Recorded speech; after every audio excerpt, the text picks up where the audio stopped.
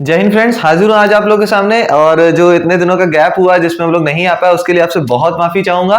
लेकिन आज से हम लोग का प्रॉमिस है, आज से हम लोग रेगुलर वीडियोस अपलोड करेंगे। और फिलहाल आज जो अपना रीजन है सबसे पहले यहाँ पर आने का, वो ये था कि आज जैसा कि आप सभी लोग जानते हैं एसबीआई क्लर्क का पेपर हुआ है, ठीक है। तो आज अब उसका इतनी रात में हम लोगों का वीडियो अपलोड करने का मोटिव यही था कि हम लोग मैक्सिमम टू मैक्सिमम फीडबैक्स ले सके स्टूडेंट से। और बहुत ज्यादा हम लोगों ने फीडबैक लिया और कुछ एनालिसिस पे उतरे हैं। और अगर आप लोग को जानना है कि मतलब हम सिलेक्टेड हैं या नहीं है, तो इस एनालिसिस को लास्ट तक देखिएगा। आपको ऑन एन एवरेज एक गेस लग जाएगा कि हम सिलेक्ट हो सकते हैं या नहीं हो सकते हैं। दैट इज हमारा प्री निकलेगा कि नहीं निकलेगा, ठीक है।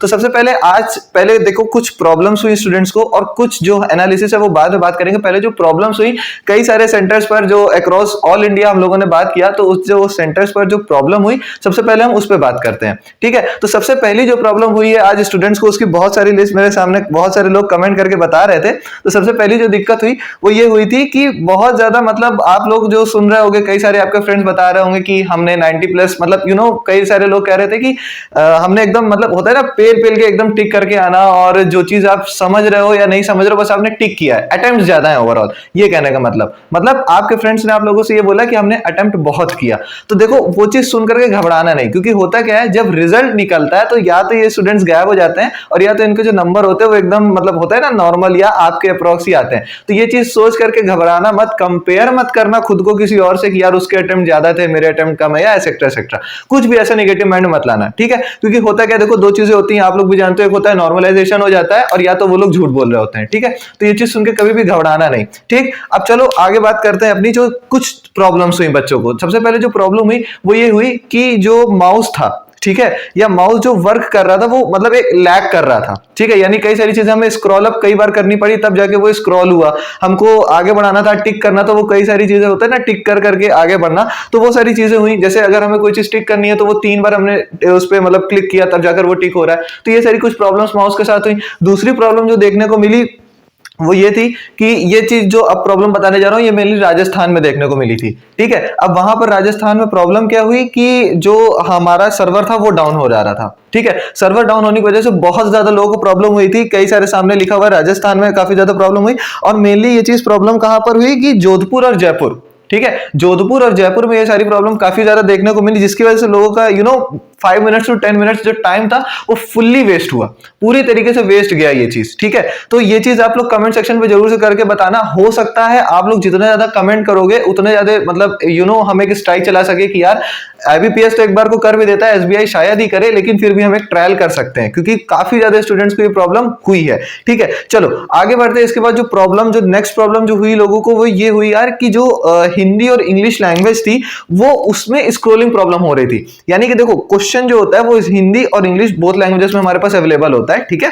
तो वो चीज जो स्क्रॉल करने में दिक्कत हो रही थी कि मतलब एक बार हिंदी देख रहे फिर इंग्लिश देख रहे हैं ऐसा करने में, क्योंकि एक स्क्रीन पे कहने का मतलब नहीं आ रहे थे, दोनों लैंग्वेज एक स्क्रीन पे नहीं आ रही थी, तो हमें स्क्रॉल करना पड़ रहा था। तो ये सारी काफी प्रॉब्लम्स हुई। नेक्स्ट जो प्रॉब्लम हुई वो यार एकदम चुतियाप वाली प्रॉब्लम है, मेरे को समझ नहीं आता लोग क्यों इसका इश्यू बना रहे हैं। यार ये बताओ जो हमारा पेपर है वो पेपर का सीक्वेंस क्या है, हमसे उससे क्या फर्क। हमारे पास कॉन्सेप्ट है, हमारे पास आंसर है, हम बस आंसर करें, बात खत्म, दैट्स इट, ठीक है। लेकिन नहीं, लोगों को इश्यू बनाना है, अपनी वीडियोस आगे कर रहे हैं, तो लोग पता है कुछ भी कर रहे हैं। अभी जैसे अभी जो हुआ है उसमें ये हुआ कि जो एसबीआई क्लर्क का जो मतलब जो पैटर्न होता था, जो सीक्वेंस होता था वो क्या था, रीजनिंग क्वांट्स और इंग्लिश, ठीक है, ये पैटर्न था। तो अब इस बार चेंज हो गया, तो उसका इश्यू बनाने का मतलब ही क्या है यार, मेरे को समझ नहीं आ रहा है। वो इश्यू बना रहे हैं लोग कि उसकी वजह से दिक्कत हुई, यार उसकी वजह से क्या दिक्कत हुई, टाइम वही, सारी चीजें वही, टाइमिंग में तो चेंजेस हुई नहीं, लेकिन पता नहीं क्यों लोगों को इश्यू बनाना है, तो वो लोग इश्यू का मतलब उसी का इश्यू बना रहे हैं वो लोग, ठीक है।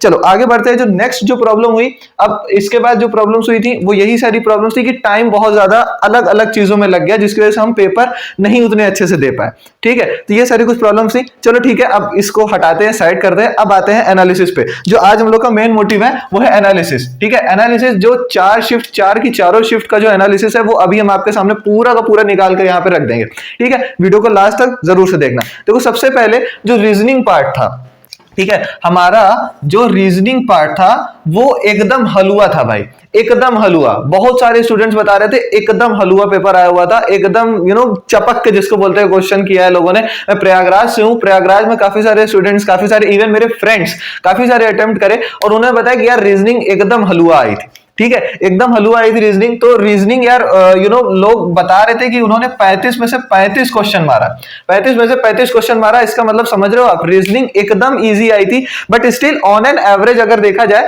तो एवरेज अगर आप मानोगे ना, इसमें अगर एवरेज भी निकालो तो 30 प्लस लोगों ने मतलब on an average student 30 plus tick हुआ है, आंसर अटेम्प्ट किए हुए। ठीक है, अब इसके बाद जो मेन जो प्रॉब्लम रीजनिंग में हो रही थी, वो मेन प्रॉब्लम हो रही थी अल्फा न्यूमेरिक सीरीज में।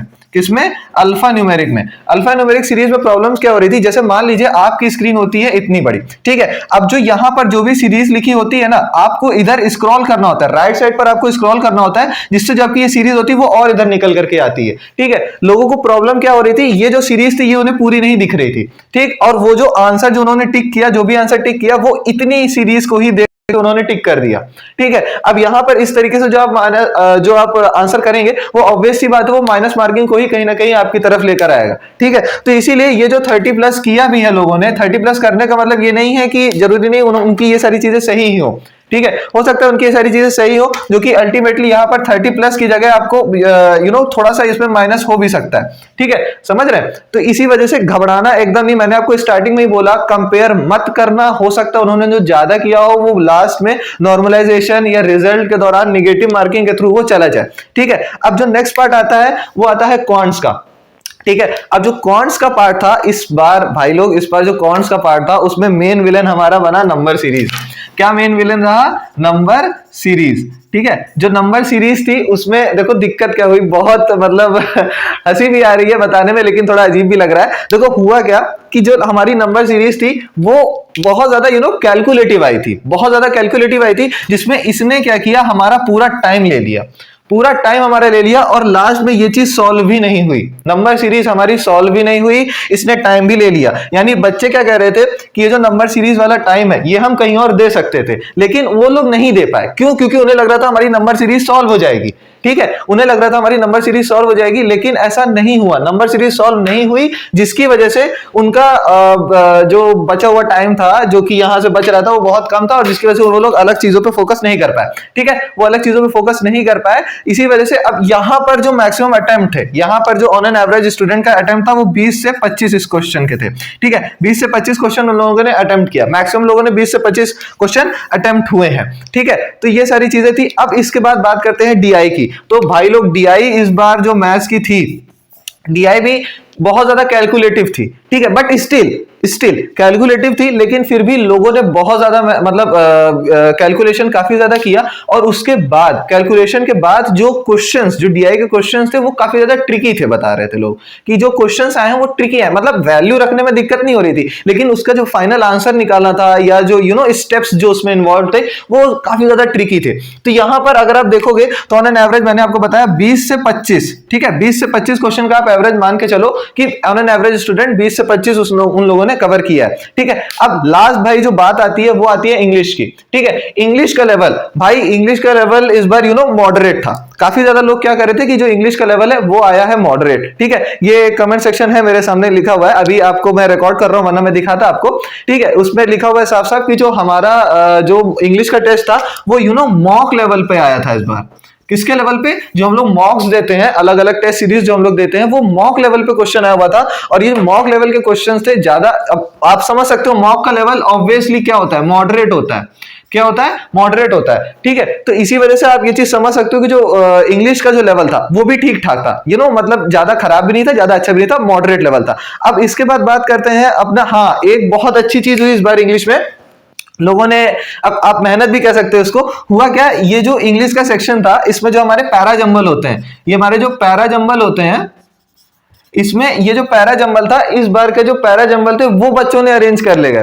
भाई साहब ये जितना पैरा जंबल आया था, ये उसमें से 5 आउट ऑफ 5 जितने क्वेश्चंस होते हैं उसके पैरा जंबल के सारे क्वेश्चन अटेम्प्ट किए, और इसका स्टेटमेंट पूरा का पूरा बैठ गया। आप अगर अभी हम लोग जिस भी कोचिंग में जा रहे होते हैं, हम लोग को यही बोला जाता है कि यार इसके क्वेश्चन आपको 1-2 बन जाए बहुत है, वहां से बाहर निकलो, टाइम कहीं और दो। लेकिन इस बार एकदम फैक्ट हो गया, अचंभित वाली बात है कि ये जो पैरा जंबल था हमारा ये बन गया, पूरा का पूरा पैरा जंबल हमारा बन गया, इसमें हमें दिक्कत नहीं हुई। ये बहुत अच्छी बात रही हमारे पास। इसके बाद क्या थी अभी इसके बाद बात आती है हमारी मेन प्रॉब्लम जो फंसी थी वो आरसी में आई थी। ठीक है, आरसी यहाँ पर लिखा हुआ है कॉम्प्रिहेंशन, रीडिंग कॉम्प्रिहेंशन में बहुत ज्यादा लोगों को प्रॉब्लम हुई। क्यों प्रॉब्लम हुई? क्योंकि वो बता रहे थे लोग ट्रिकी थी, मतलब जो हमारा आरसी जो पैसेज था वो रीडेबल था, नो डाउट, वो हम समझ सकते थे, नो डाउट, मतलब सारी चीजें उसमें सही थी, कोई दिक्कत नहीं थी। प्रॉब्लम कहां पर फंसी? क्वेश्चंस में। क्वेश्चंस हम लोगों से क्या पूछ रहे हैं, डायरेक्टली इनडायरेक्टली, वो इस तरह क्वेश्चन थे, वो डायरेक्ट या इनडायरेक्ट वो यही कर रहे थे बार बार। ठीक है, तो ये चीज जो थी हमारी, ये कैसे हुई कैसे नहीं हुई, इसके क्वेश्चंस मुश्किल थे। ठीक है, तो अब इसके बात करते हैं कि मतलब क्वेश्चंस जो अटेम्प्ट थे वो कितने थे। तो अगर इंग्लिश की बात करें हम लोग तो 17 to 18 अटेम्प्ट्स, 17 to 18 अटेम्प्ट्स में हमारे इंग्लिश के क्वेश्चन थे। ठीक है, 17 to 18 अटेम्प्ट इसमें थे। देखो अब नॉर्मल बात करते हैं, 17 और 18 अटेम्प्ट इसमें थे, यानी 17 क्वेश्चंस इसमें से निकाल लो, उसके बाद 30 प्लस क्वेश्चंस, मान लो यहां से आपने 31 किया होगा, और ये किसका है? ये हमारा है रीजनिंग का। ठीक है, ये इंग्लिश का है, ये रीजनिंग का है। और अगर क्वांट्स की बात करें तो 20 से 25 क्वेश्चन है, मान लेते हैं 22 क्वेश्चन। ठीक है, 22 क्वेश्चन अगर आप यहां पर कर लेते हो तो आपके 3 2 5 1 6 7 70 क्वेश्चन अप्रॉक्स। ठीक है, 70 क्वेश्चन आपको ओवरऑल टोटल करने थे। ठीक है, 70 क्वेश्चन आपको टोटल करने थे, और अगर आप इतना कर रहे हो यानी 70 प्लस, मान के चलो 70 प्लस अगर आप हो तो आप एक चीज उम्मीद कर सकते हो, ये चीज एक्सपेक्ट कर सकते हो कि हाँ आपका प्री निकल सकता है। चलो ओवरऑल अभी एंड अप करते हैं इस चीज को, और आगे भाई प्लीज मेरी आपसे हम्बल रिक्वेस्ट, अगर आप फर्स्ट टाइम आ रहे हो इस चैनल पर तो चैनल को सब्सक्राइब कर लो। हम लोग अब रेगुलर यहाँ पर हम स्टैटिक की प्रिपरेशन कराने वाले हैं, रीजनिंग, जीए, इंग्लिश, सबकी प्रिपरेशन यहाँ पर अब स्टार्ट होने वाली है, बैंकिंग की। ठीक है, तो प्लीज आप लोग जुड़े रहना। अच्छा हाँ, ये हो गई फर्स्ट नोटिस। सेकंड नोटिस ये है कि अभी जो पेपर होने वाला है यूपीपीसीएल का, असिस्टेंट अकाउंटेंट का, उसकी भी प्रिपरेशन यहाँ पर होगी, इसी चैनल पर होगी। आपके आकाश सर हैं, मैं हूं, सभी लोग यहाँ पर हैं, टीम है पूरी, तो वो आपको प्रिपरेशन पूरी कराएगी। ठीक, तो प्लीज यार लास्ट तक मतलब चैनल को सब्सक्राइब कर लेना। लास्ट वीडियो देखने के लिए बहुत शुक्रिया, मिलते हैं नेक्स्ट वीडियो में। थैंक यू, जय हिंद।